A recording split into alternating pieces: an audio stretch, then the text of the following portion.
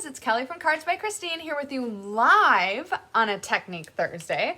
Now, typically, if you haven't caught on to this, Technique Thursdays and Tip Tuesdays are pre-recorded, but I couldn't get with it this week to get here early enough. So I'm like, you know what? If I'm going to be here on a Thursday, I'm going to go live. So I'm going to see if I can find it, because if any of you happen to be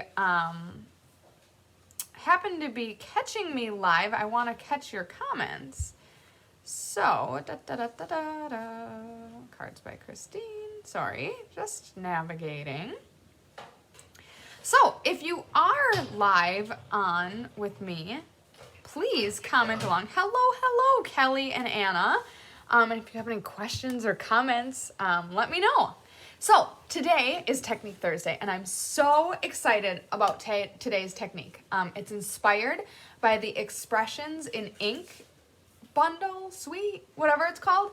I love that look, and so it's an alcohol ink, hello Sandy, technique using blends. It's really easy, it looks impressive, but I think you'll be impressed with how simple it actually is. Hello Brenda. So I'm gonna flip it down and show you the cards. I cased these cards from a fellow demonstrator, Elena Warp, I think is how you say her name, and gave it a little bit of my own flair, and I'll show you how I made them and how, most importantly, to make this alcohol wash technique. So I'm gonna set these to the side and bring in my supplies. Hello, Gail. Okay, so I'm starting with, I don't remember what size they were, so let me measure. Looks like 3 7/8 by 5 1/8 inch piece of vellum.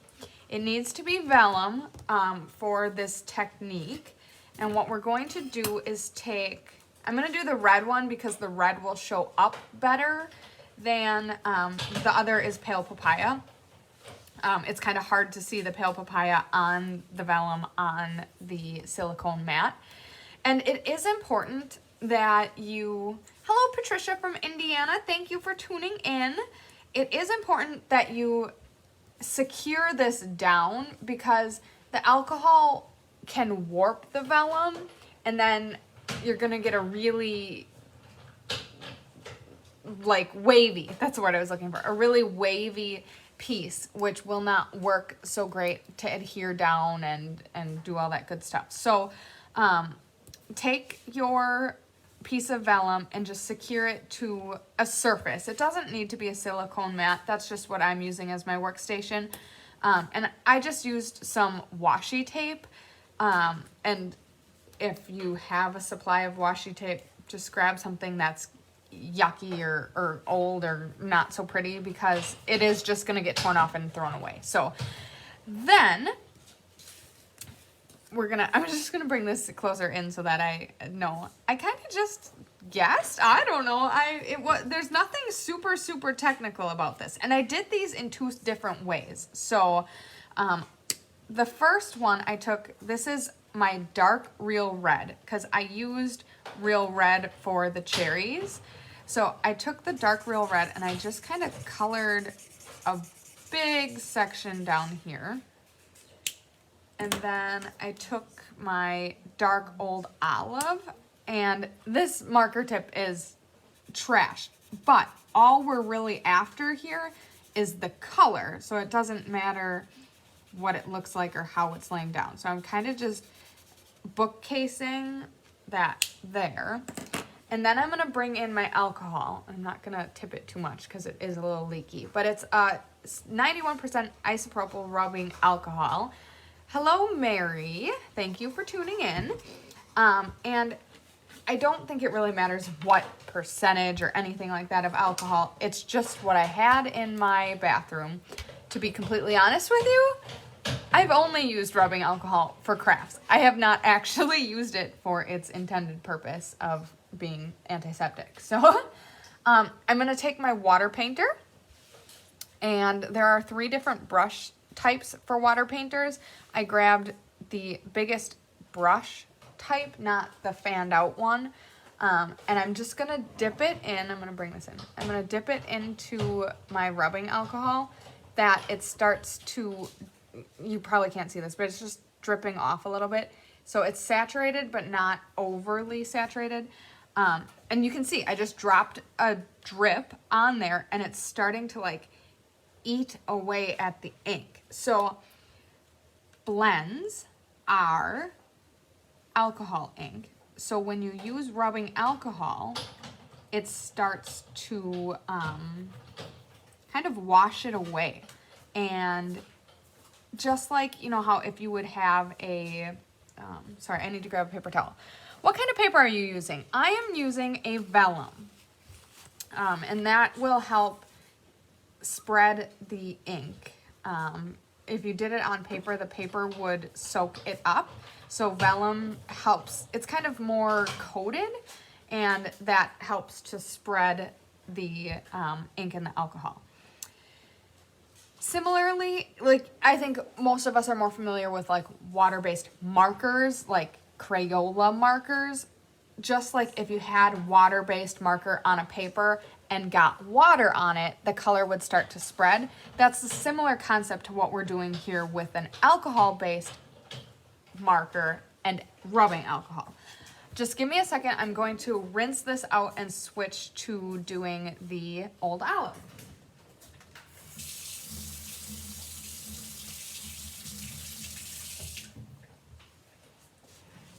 Now, you also could put your alcohol in the reservoir of your water painter. Yes, Kelly, it is vellum cardstock. And hello, Karen. I have water in here, and I guess I never thought of that until this very moment. So you could do that as well. But then I'm just gonna put a little bit of alcohol. So I experimented with this a couple of different ways. And the first try or 2 or 3 were not quite as successful. I was using too much alcohol on the first few ways that I tried it. Somewhat less is more with this. You don't want it to be so wet that it really saturates or so wet that it takes forever to dry. So you can see here, I'm done now with the adding of the alcohol. Now it just needs to dry. You can see the red is already dry. And now when I came back in for the Old Olive, it's starting to press into the red, which I actually really like how it's making that like barrier between the two. It looks really cool. So we'll give it a couple more seconds, maybe a minute for it to dry. And then I'll show you how I did the, not pale papaya. I used pale papaya and Calypso coral to stamp the peach. But then because it's a darker ink, I use the the Calypso coral for the alcohol background.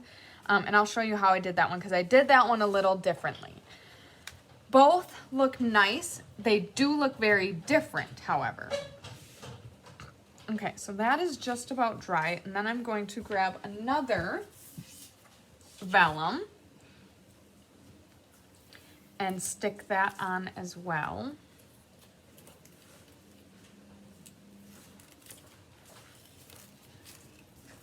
Okay, so this will finish drying. It's actually almost right there. Okay, then I'm going to take my, oh, just kidding. I did use pale papaya in the background. I thought I used Calypso coral. That is okay. I like how it turned out, so I'm not gonna change it. Okay, so now I'm again taking my washi tape here and securing that down.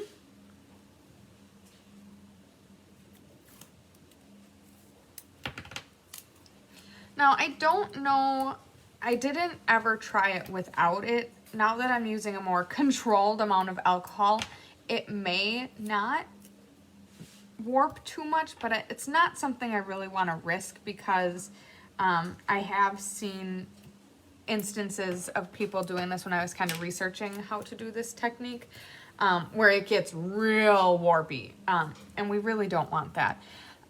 Much like watercolor paper, whenever you do something with watercolor paper, you definitely want to tape that down because it can get crazy. Okay, so again, pale papaya this time. Start with a nice base coat. And then same old olive on the edges.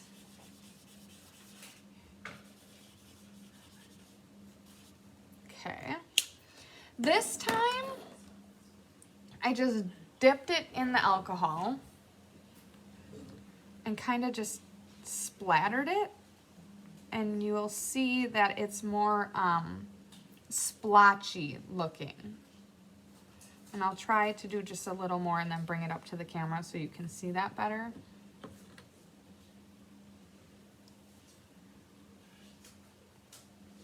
So I think that's enough. Let me close up my alcohol so it doesn't make a big mess, because I've already made enough of a mess today. Okay, so I'm gonna bring that up. You see how it kind of clusters into little like colonies?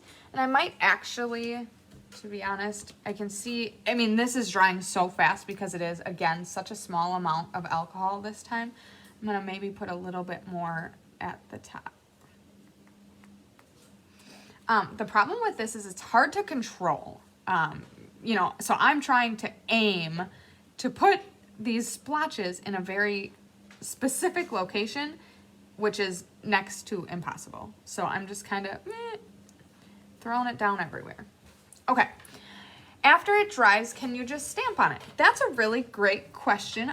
I'm assuming the answer is yes. I think, you know, I'll bring in one of my finished samples here. It is just, you know, it's not coming off as I was intending for it not to. And I would say you can go ahead and stamp right on there. If you try it, Patricia, and it works one way or maybe doesn't work the other way, just let us know, because that's a great question. I can see this.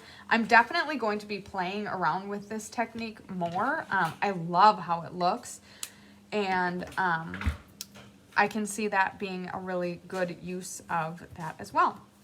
So the last thing I'm going to do now, this is just about dry. Actually, I think it is dry already. I'm going to show you how I splattered the background because, like I said, I cased this from a fellow demonstrator. Her name was Elena Warp, I think. And she had used a little ribbon up top and kind of stapled it, which I really liked how that turned out, but I wanted to do something a little different. And I had this all done, and it just wasn't done. It wasn't complete. And that's why you'll see here, normally I would not splatter on the edges or right on the peach, but I had done this as an afterthought. So in the future, I'm gonna be doing it this way where it's being assembled as it's being put together. So the last step is this splattering of the background. And I'm going to bring in some scrap paper because this does make a mess. Oh, did I eliminate a little bit of the scrap paper? Oh, there it is. So I'm just gonna set up a little bit of a splash zone, as I'll call it. Because again, like I was saying before with the, like trying to aim the alcohol as I'm splattering, there's no rhyme or reason to where and how this splatter goes. I'm going to take my stamp pad and my block, just bring in a little bit of this ink color. On both of them I used Old Olive because that's the accent color that I chose for the foliage. Then I'm gonna grab my Stella and just make a little puddle of Stella on here and flick these beautiful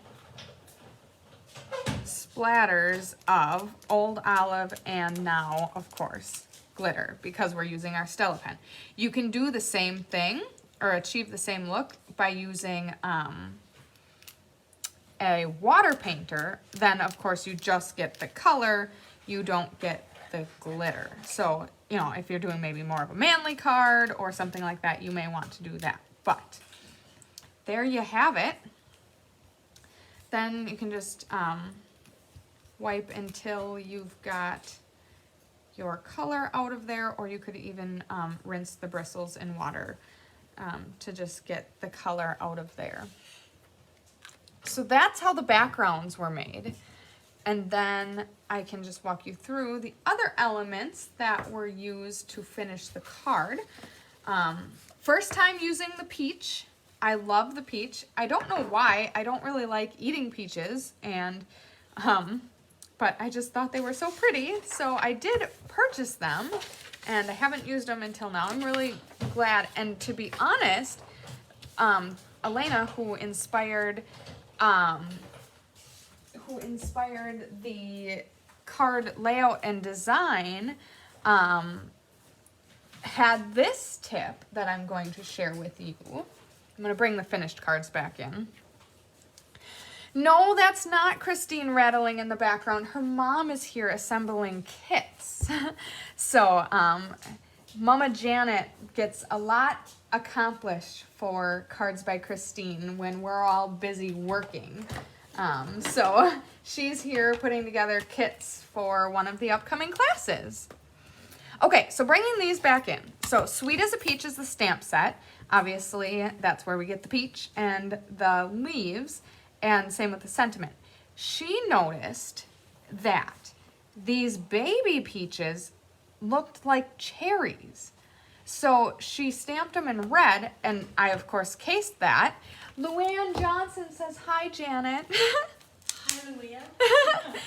And then she took this, here is a double leaf, and then this branch piece, and trimmed it down to be 2 little cherries, which I thought was so brilliant, and I loved how that created more mileage out of this stamp set. I mean, obviously it's beautiful for the peaches, but definitely relevant as well for cherries, and some of the sayings as well, like to a sweet friend, definitely works for cherries. And I'm loving cherries. I don't know if you guys caught me a couple of weeks ago for our mystery night. I was saying I was going to Door County because the cherry trees were in bloom.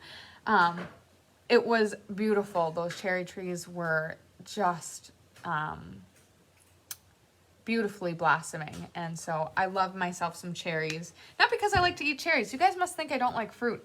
I don't really like cherries, but they are beautiful, and Door County is one of my favorite places. So here are the 2 finished cards. I love this alcohol ink technique. I love the alcohol ink look. So let me know, what do you guys think? Isn't that brilliant, Luann? She is so right. This looks just like cherries, and so that was a really cool thing that I thought she shared. So yeah. As always, if you make anything with this technique, please show it off.